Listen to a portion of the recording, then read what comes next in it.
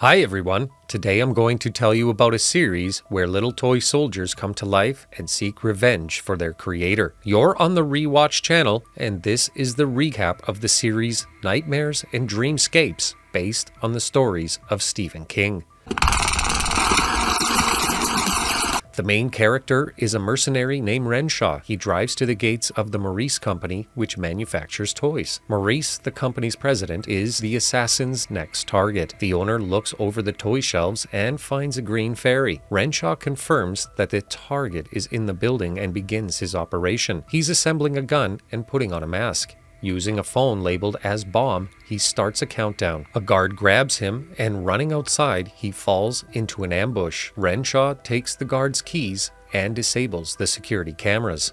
On his way to the target, he kills another guard and continues his path. Entering Maurice's office, Renshaw swiftly eliminates the target. He takes a toy as a memento and leaves. He flies home and informs the client that the mission is accomplished. A girl next to him asks for some gum, and opening his bag, he accidentally shows the toy, which the girl reacts to strangely. Renshaw lands and notices a strange toy in the airport that he had already seen in the building where he completed his mission. Ignoring it, he sees another similar toy at home, the same as the one he saw when he killed Maurice. He receives a package but doesn't open the door, so the girl leaves it at the doorstep. Curiosity gets the best of him, and he opens the box to find many plastic soldiers. At first glance, they seem like regular toys. He inspects them, but finds nothing suspicious.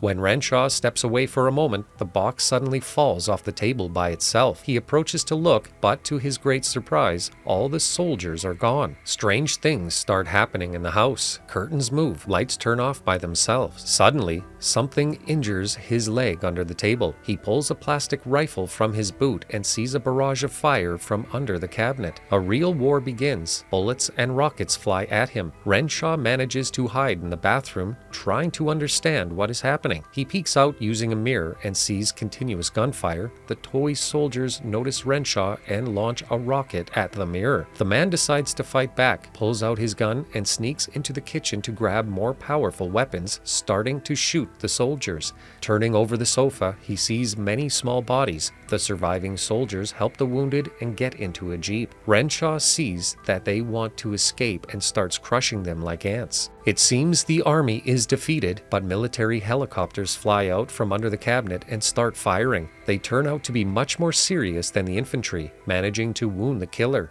Renshaw hides, but is injured. Patching up his wounds, he still can't fully grasp that this is happening, but there's no time to think as the door explodes and helicopters fly in. Renshaw manages to catch them and flush them down the toilet. The soldiers refuse to surrender, and he kills them by dropping a hairdryer into the water. After this, he stitches up the wound on his leg. After some time, Renshaw sees a shadow and a note under the door. The soldier pushes the note, asking him to surrender. He responds by sending them. He plans to return the note, but realizes it's a trap and sees the soldiers are preparing to fire artillery. They blow up the door, and Renshaw climbs out of the window, but unfortunately it's the 14th floor. He manages to reach his balcony, but the helicopter attacks him and he almost falls. He shoots at them with a gun and the helicopter crashes.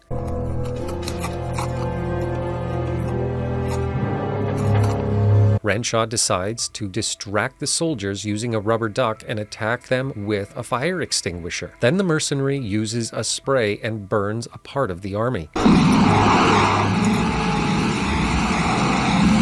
He cuts their plastic bodies with a knife to ensure their death. The last surviving soldiers he crushed with a box. Renshaw gathers all the bodies and counts them to make sure he missed no one. The number matches the count on the box, but there was a note about some kind of bonus.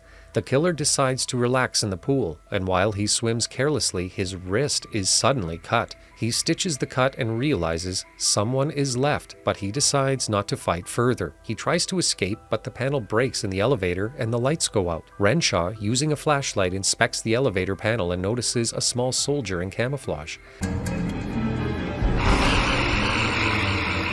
The elevator gets stuck, and Renshaw has to climb into the shaft and jump onto another passing elevator. He thinks he's safe, but doesn't know that a small soldier has attached himself to him. The soldier climbs on Renshaw and starts stabbing him, but it causes little harm. Pretending to be dead, Renshaw catches the commander and places him between the elevator doors, crushing his head. Renshaw rejoices that he's finally done with the toys, but notices that the small soldier's body is booby-trapped, and there's an explosion killing him. That's where the episode ends. Share your thoughts on this recap in the comments. See you soon.